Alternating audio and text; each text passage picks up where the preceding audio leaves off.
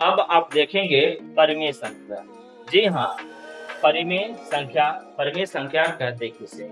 इसमें एक चीज ध्यान देना है, जब हम किसी भी संख्या को अंक को बटे के रूप में लिखते हैं या p बटे q के रूप में लिखते हैं तो उस चीज को हम लोग परिमेय संख्या कहते हैं। भिन्नों के प्रश्न जब आप पढ़ेंगे उसे भी परिमेय संख्या कहते हैं।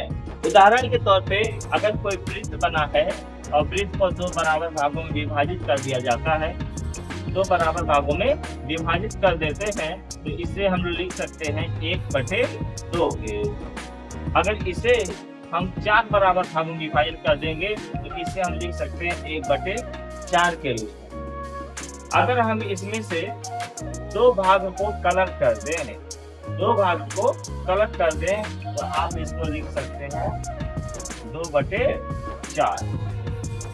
कहने का अर्थ ये है, जब किसी अंक को संख्या को हम लोग बटे के रूप में लिखते हैं या यहाँ ध्यान देंगे p बटे q के रूप में, p बटे q के रूप में लिखते हैं तो उस चीज को आप क्या बोलेंगे, परिमेय संख्या।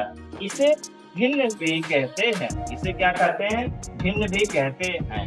लेकिन अंतर आ जाता है। क्या अंतर आ जाता है, ध्यान देंगे। ये लिखा गया 1/2, ये क्या लिखा गया है 1/2, तो इसे आप परिमेय संख्या भी कहेंगे और इसे आप भिन्न संख्या भी कहेंगे। ये ध्यान रहे, क्योंकि ये धनात्मक है, यहाँ पे प्लस का चिन्ह है, वो अलग विषय है, प्लस यहाँ नहीं लिखा जाता है। 1/2 प्लस में लिखा गया है, इसलिए इसको हम भिन्न भी कहेंगे और परिमेय संख्या भी कहेंगे। लेकिन अगर -1/2 लिख दिया जाए तो इसे आप भिन्न नहीं कह सकते हैं। उस परिस्थिति में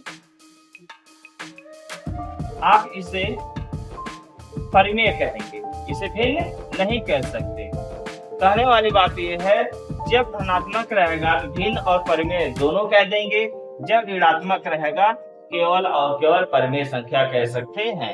एक चीज तो याद रखना, ऊपर वाले हिस्सों के क्या बोलते हैं आप लोगों को पता होगा, बताइए।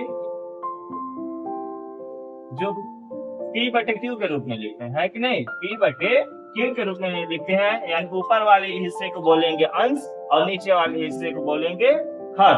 याद रहेगा, ऐसे याद कर सकते हैं। कई बच्चे भूल जाते हैं कि अंश को अंश लिखने के बजाय हर को अंश लिख देते हैं। तो ध्यान देंगे, हिंदी वर्णमाला में पहले आता है, जब पहले आता है इसलिए उसको ऊपर लिखेंगे, यानी कि अंश ऊपर रहता है, हर नीचे रहता है, अंश बटे हर। एक चीज और इसमें ध्यान देना कि परिमेय संख्या में कभी भी हर का मान 0 नहीं हो सकता था। q बराबर 0 कभी नहीं हो, बराबर नहीं हो सकता। 0/2 हो सकता है, ये सही है, लेकिन 2/0 नहीं, 2/0 नहीं हो सकता, बिल्कुल गलत है, ये नहीं हो सकता।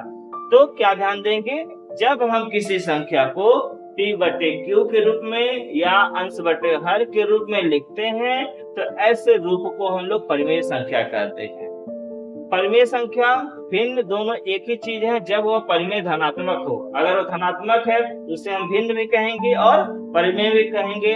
लेकिन अगर वो ऋणात्मक है, मतलब कि माइनस वाला है, तो उसे केवल और केवल परिमेय संख्या कहते हैं। और दूसरी चीज ध्यान देना है, हर का मान यानी कि q कभी 0 के बराबर नहीं हो सकता।